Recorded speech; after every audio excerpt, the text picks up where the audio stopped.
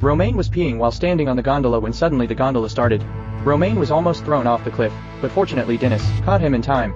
Jimmy, the administrator at this time, is oiling the gears. The key on the neck was rolled in by the gear, strangling Jimmy's neck directly and hanging Jimmy up.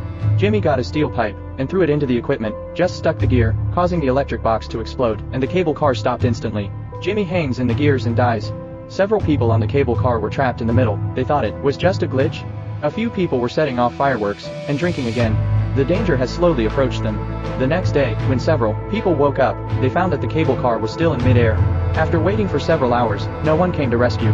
Several people climbed to the roof of the car to observe the situation, and they found that they could use the rope to go down.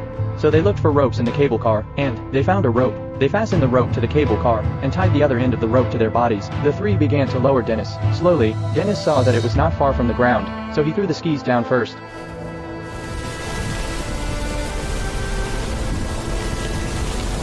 Suddenly, it turns out that there is an abyss below. This terrified Dennis. Dennis yelled to his companions, telling them to gather the rope quickly, but they couldn't hear the shout, and they continued to lower the rope. Dennis climbed up desperately, but an accident happened.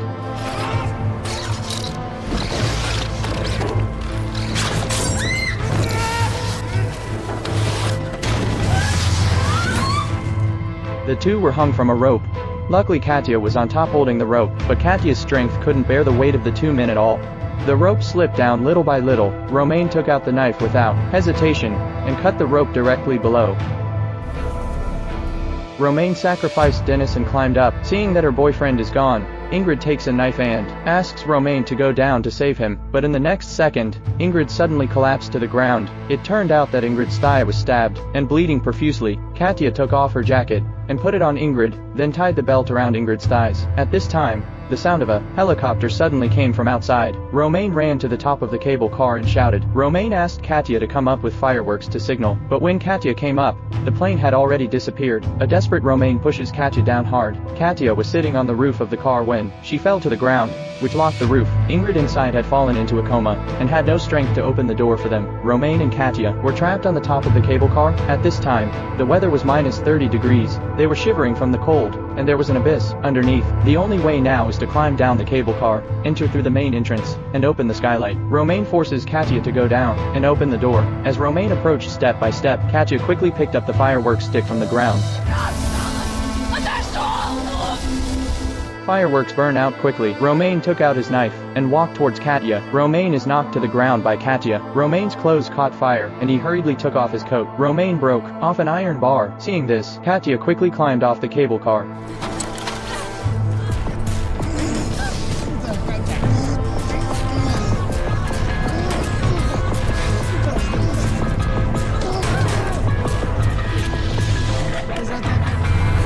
Katya opened the door and climbed into the car. Romain frantically pried the roof of the car with an iron rod. Katya ran to the handle and grabbed it. The cable car lost its balance because Romain removed the support point of the cable car.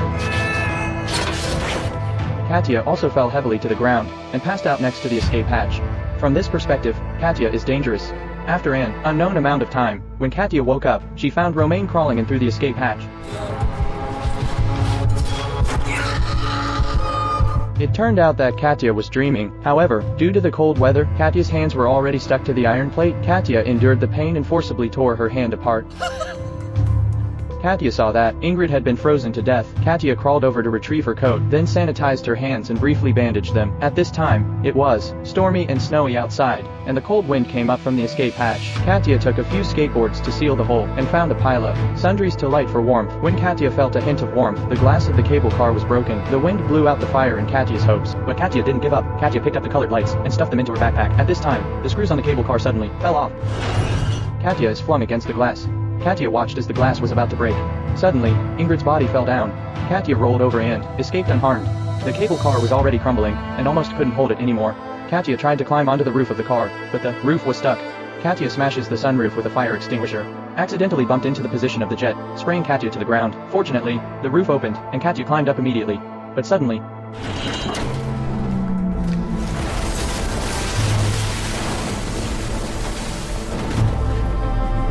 the alarm down the mountain went off.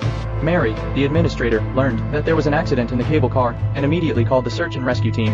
At this time, Katya's boyfriend Jack went to the mountain to look for them because he couldn't contact them. Jack stopped a snowplow halfway and they went straight to the cable car station. At the entrance of the cable car station, Jack found a shining kite in the sky. It turned out that at the moment when the cable car fell, Katya hugged the bracket on the cable car. Katya took out the kite and let it fly. The kite flew higher and higher, which was seen by Jack on the ground. Jack knew Katya was still on the cable car. Jack rushed into the control room and saw a steel pipe stuck on the wheel. Jack couldn't pull it out. Jack got the help of a snow plow to remove the steel pipe. Mary immediately activated the backup circuit, and the cable car was running normally. When Katya was rescued, the first thing she saw was Jack.